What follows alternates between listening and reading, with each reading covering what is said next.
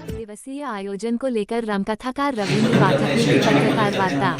Corona काल में जब स्वतंत्रता संग्राम सेनानी आश्रित वाराणसी चैतन्य गौशाला ट्रस्ट पुणे द्वारा द्वादश सामाजिक जीवन में श्रीराम हमने कथा देखा है कि संकल्प के अंतर्गत नववर्ष श्रीराम कथा एक प्रकार का थोड़ा ध्यान राम कथा के 9 माध्यम मार्च से 2025 तक रुद्राक्ष कन्वेंशन सेंटर सिगरा वाराणसी में होगा।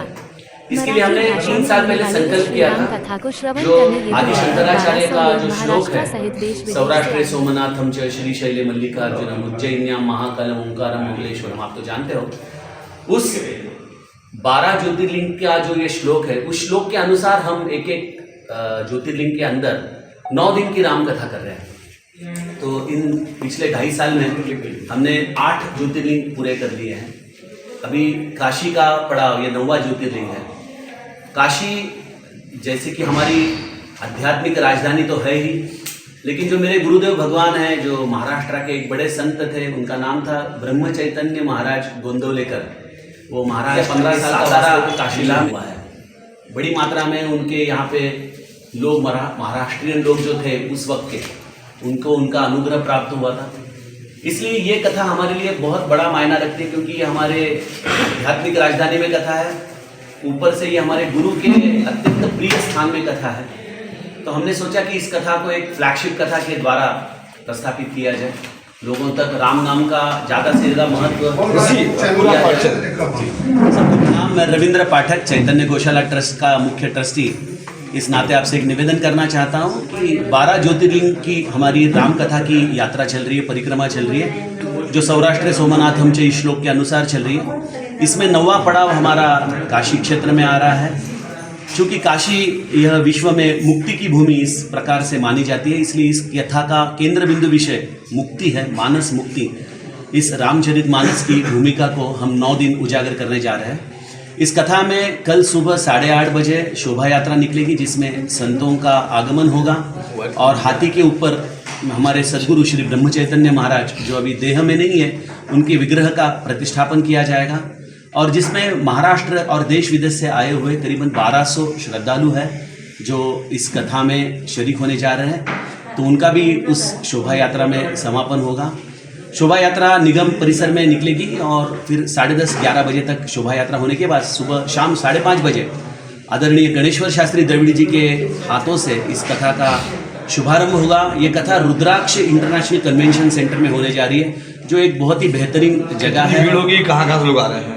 महाराष्ट्र, गुजरात और कर्नाटक से ज़्यादातर लोग आ रहे हैं, और यूरोप और अमेरिका और कुछ गल्फ से भी लोग आ रहे हैं। किस भाषा में आपकी कथा होगी? ये कथा ज़्यादातर मराठी भाषिक आ रहे हैं, तो ये कथा मराठी में होने वाली है और काशी के भी स्थानिक मराठी लोग इसमें सहभाग लेने वाले हैं। क्या ट्रांसलेटर भी रहेंगे इसमें? ट्रांसलेटर की अभी तक तो कोई ये नहीं की है, लेकिन हम आपको टेक्स्ट मैटर बना के दे सकते हैं आपके प्रेस के लिए हर दिन का, जो हिंदी में हो। गुरुजी कितने दिन का है ये कथा 1 से 9 तारीख को चलेगी। सुबह शाम कथा रहेगी। सुबह 9:30 बजे सुबह का सत्र रहेगा और शाम को 5:30 बजे शाम का सत्र रहेगा। इस कथा के दरमियान भंडारे की व्यवस्था की गई है स्थानिकों के लिए, ताकि वो आए और राम का भोजन ले, प्रसाद ले। और जो ब्राह्मण हैं जिन्होंने काशी में वेदों की बड़ी सेवा की है, उनका भी हम इस कथा के द्वारा योग्य सम्मान करना चाहते हैं। उनके लिए भी हमने अलग से व्यवस्था की है। मुख्य अतिथि कौन कौन आ रहे हैं?